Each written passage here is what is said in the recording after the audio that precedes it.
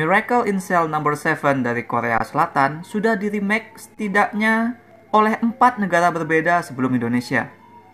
Fakta bahwa cerita tentang mentally challenged person yang dipenjara dan dihukum mati atas kriminal yang tidak pernah ia lakukan ini cocok dan bisa sukses masuk ke dalam sejumlah kultur negara sesungguhnya bicara banyak soal bahwa hal yang merata dari sebuah keadilan adalah ketimpangannya. Sistem hukum yang lemah, yang tajam ke bawah doang, ternyata adalah masalah yang seragam baik itu di Korea, Turki, India, dan tentu saja di Indonesia. Aku bukan penggemar berat sebuah remake, apalagi yang cuma sekedar mengadegankan ulang, alias cuma meniru versi aslinya. Tapi begitu melihat nama yang menggarap film ini, wah, aku tahu aku bisa menaruh harapan kepada Hanung Bramantyo. Yang aku percaya tidak akan membiarkan cerita ini lewat di depan hidungnya, bergerak di bawah tangannya, tanpa menambahkan perspektif atau statement atau gagasan sendiri terhadap tema yang dikandung.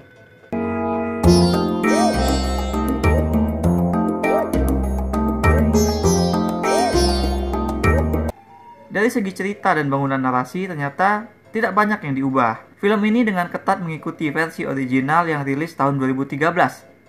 Ceritanya dibingkai ke dalam sebuah drama pengadilan atau persidangan. Ada wanita pengacara muda yang sedang mengajukan tuntutan terhadap kasus dari 20 tahun yang lalu. Kesaksiannya terhadap kasus tersebutlah yang actually kita simak sebagai narasi utuh. Tentang Dodo Rozak yang harus terpisah dari putrinya Kartika karena Dodo jadi tersangka tunggal kasus pembunuhan seorang anak kecil. Pria dengan keterbelakangan mental ini harus mendekam di penjara. Bayangkan John Coffey di The Green Mile, cerita dari kalangan Stephen King, hanya tanpa badan kekar dan kekuatan ajaib. Itulah Dodo. Dia cuma punya satu keinginan, ketemu lagi sama Ika. Tapi bukan lantas berarti Dodo tidak membawa mukjizat atau miracle. Napi-napi yang satu sel dengannya lah yang duluan merasakan pengaruh positif dari Dodo. Sifat baik si Dodo tuh menular hingga menghangatkan selnya. Nah, terlebih nanti ketika para napi berusaha membantu menyelundupkan Kartika ke dalam sel penjara. Wih, langsung selnya jadi semarak gitu. Nah, bukan hanya satu sel, nanti juga kelamaan Dodo mengubah satu penjara menjadi tempat yang lebih hangat. Semua orang di sana lantas berusaha membantu Dodo keluar dari penjara, membantu membuktikan Dodo tidak bersalah supaya dia bisa terus bersama anaknya.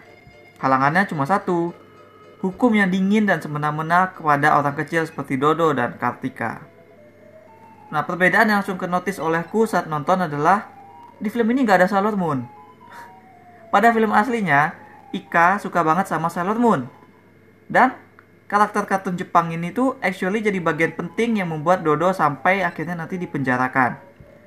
Kepentingan Sailor Moon tidak hanya sampai di situ, karena film original turut menjadikannya sebagai petunjuk identitas kepolosan dari si Kartika, bahwa anak perempuan tersebut walaupun dia cerdas, mandiri, mampu mengurus ayahnya, tapi masih punya sisi kepolosan, sisi anak-anak.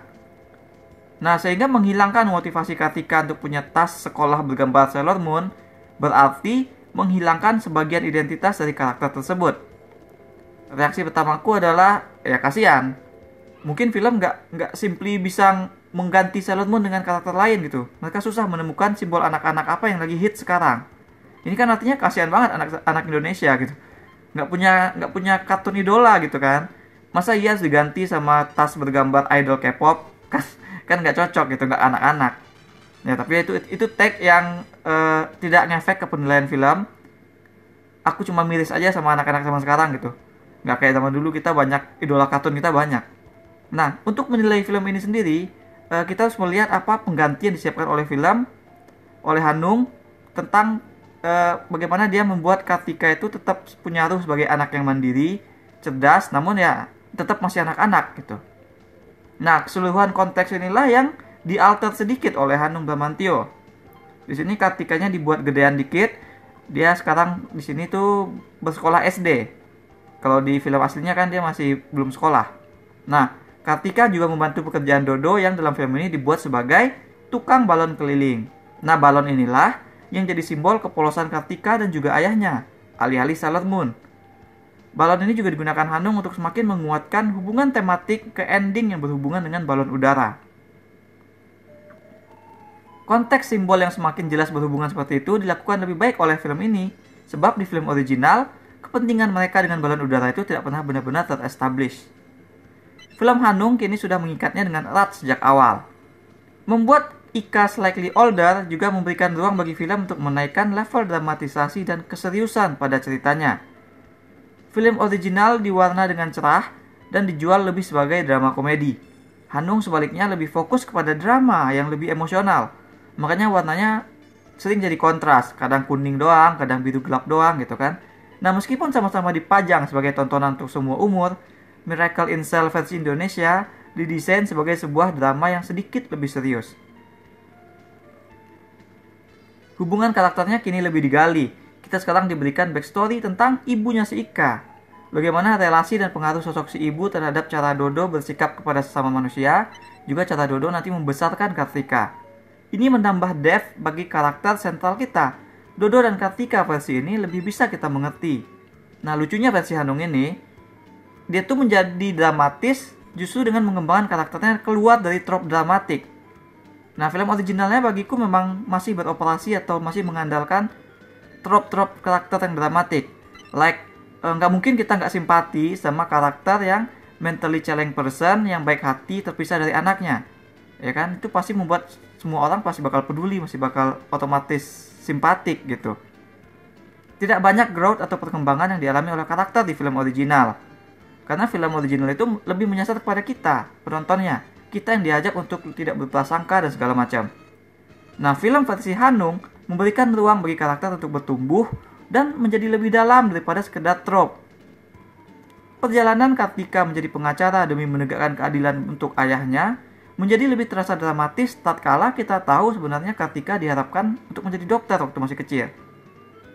Fokus utama memang tetap pada hubungan tak terpisahkan antara Dodo dan Kartika, tapi film versi ini juga memberikan lebih banyak soal hubungan antara Kartika dengan ayah angkatnya, yaitu si kepala penjara. Nah, si kepala penjara ini tersentuh oleh hubungan ayah anak antara Dodo dan Kartika karena dia telah terenggut dari anaknya sendiri gitu. Nah, selain memperlihatkan soal hukum semena-mena sama rakyat kecil yang tak berdaya, film ini juga mengangkat soal kehilangan orang yang disayangi. Betapa itu jadi perasaan yang bakal terus menghantui, nggak bakal hilang. Dan adalah tergantung dari masing-masing untuk bersikap gimana terhadap perasaan tersebut. Kartika menggunakannya untuk mendewasakan diri. Kepala penjara bertekad untuk tidak membiarkan orang lain mengalami perasaan sedih yang serupa.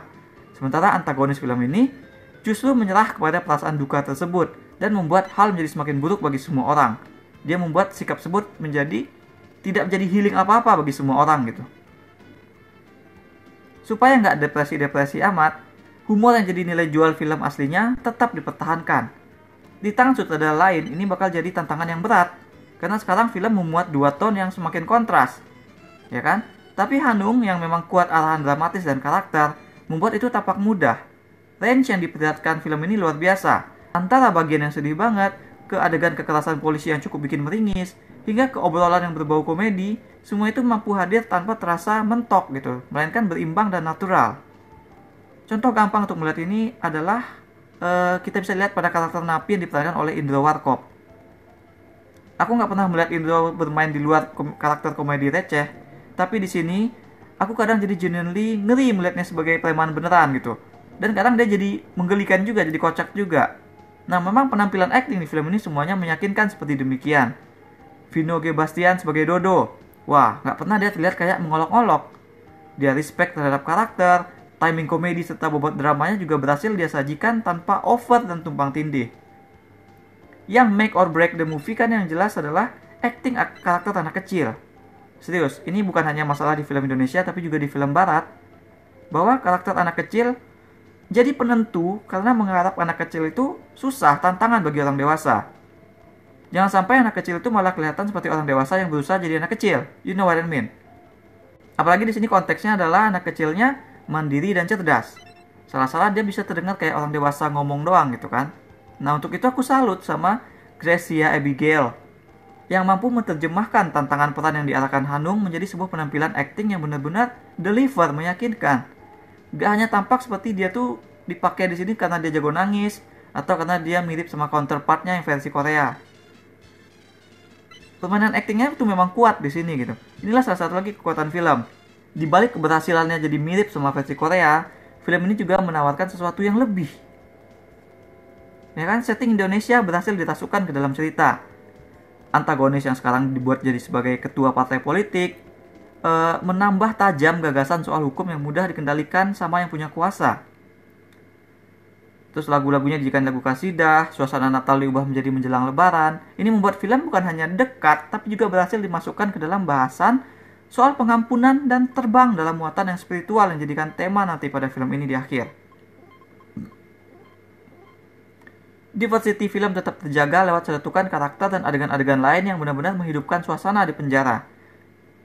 Adegan yang menurutku dilakukan lebih baik oleh film ini dibandingkan dengan film versi aslinya adalah saat para napi berusaha mereka ulang kejadian kematian yang dituduhkan kepada Dodo.